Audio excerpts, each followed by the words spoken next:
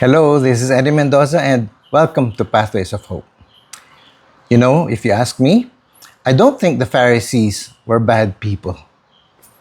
I think they meant well, but they just didn't get it right, even though they seemed pretty convinced that they were on the right track and that they were doing the right things. That's what I think. Now, maybe it got to their head and they felt superior and they didn't expect anybody to know better than them.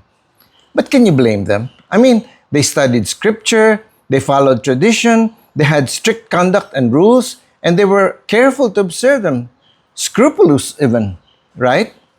Well, it took Jesus to point them out to everyone and said, on so many occasions, he would say, don't be like the Pharisees. One of those occasions we find in the opening of today's gospel in Matthew 5:20-26, where Jesus is saying, and he says, unless your righteousness surpasses those of the Pharisees, you will not enter the kingdom of heaven. Okay? And after saying that, Jesus started giving examples after examples after examples of the things that changed the way people viewed about what it takes to enter the kingdom of heaven. Okay?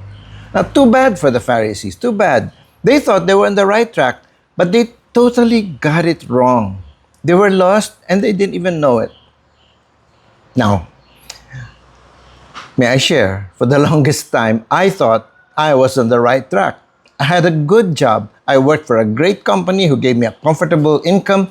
I married a great wife and we raised awesome kids and we were surrounded by good, loyal friends.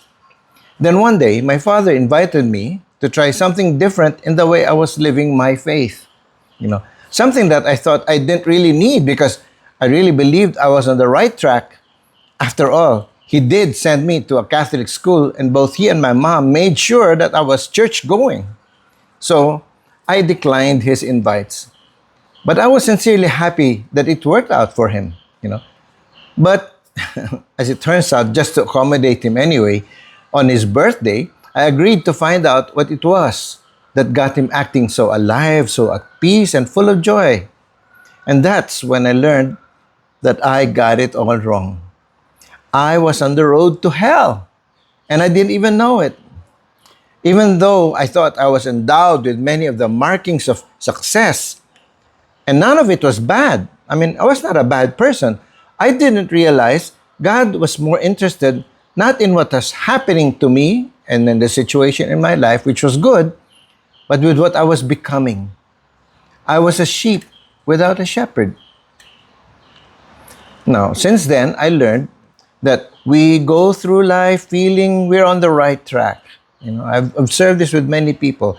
We track ourselves against the measures of the world or against the measures of human modern psychology. And then what? Maybe we reach the point and discover, is this all there is to it?